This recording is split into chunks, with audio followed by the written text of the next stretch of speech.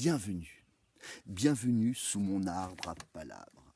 Cet arbre est si vieux qu'il est le seul à se souvenir de la première personne qui est venue y raconter la première histoire. Depuis quelque temps, notre horizon s'est réduit comme peau de chagrin. Alors j'ai décidé de venir rendre visite à cet arbre qui garde en lui la mémoire de tant de magnifiques histoires. Moi, Dominique Bussonnet, qu'on nomme Doé, le montreur de contes. Je vais vous en raconter quelques-unes. Et ce soir, j'ai choisi de vous raconter des histoires de vaches. Vous savez tous ce que c'est qu'une vache? Peut-être pas. Une vache, c'est deux choses. Une vache, c'est du lait. Une vache, c'est de la bouse. Le lait, tout le monde sait ce que c'est. Le lait, on en boit, on en fait des yaourts, du beurre. Ce n'est pas très intéressant. Par contre, la bouse, ça, c'est intéressant. Car de deux choses l'une, la bouse, soit elle est dans le pré avec la vache, soit elle est sur le chemin. Si elle est dans le pré, ce n'est pas très intéressant. Par contre, si elle est sur le chemin, ça c'est intéressant. Car de deux choses l'une, la bouse sur le chemin, soit elle est fraîche, soit elle est sèche. Si elle est sèche, c'est de la paille, ce n'est pas très intéressant. Par contre, si elle est fraîche, ça c'est intéressant. Car de deux choses l'une, la bouse fraîche sur le chemin, soit on la voit, soit on ne la voit pas. Si on la voit, ma foi, on l'évite, on passe à côté, ce n'est pas très intéressant. Par contre, si on ne la voit pas, splatch! Oh, la vache! Et la vache, c'est deux choses. La vache, c'est du lait, et la vache, c'est de la bouse. J'ai une autre histoire, tiens. Une histoire qui se passe encore dans un pré, là où la vache, eh bien, est en train de paître tranquillement.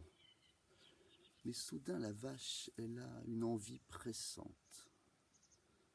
Alors, elle s'approche d'un pommier pour être plus à l'aise, plus tranquille. Et elle commence à poser une magnifique bouse bien fraîche. Et à ce moment-là, le pommier lui laisse tomber une pomme. Une magnifique pomme qui brille de tous ses feux. Et la pomme qui tombe juste à côté de la bouse dit « Ah, berk, nous ne sommes pas du même monde !» Et à ce moment-là, la vache se retourne, elle aperçoit la pomme et elle commence à la prendre dans sa gueule pour la croquer. Et là, la bouse dit à la pomme « À tout à l'heure !» Voilà, voilà. Oh tiens, une autre histoire. Alors, l'histoire se passe dans une prairie où il y a des vaches. Et dans cette prairie, il y a aussi des fourmis. Des milliers de fourmis qui ont édifié depuis des semaines et des semaines une fourmilière, la plus belle des fourmilières, la fourmilière ultime. Elle est magnifique, tout le monde s'y est mis, tout le monde y a participé, toutes les fourmis y ont participé. Et un jour, forcément, cette fourmilière est terminée.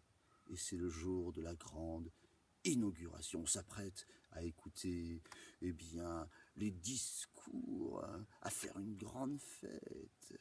Et à ce moment-là, il y a une vache qui s'approche et qui s'assoit sur la fourmilière et qui détruit la fourmilière en un instant.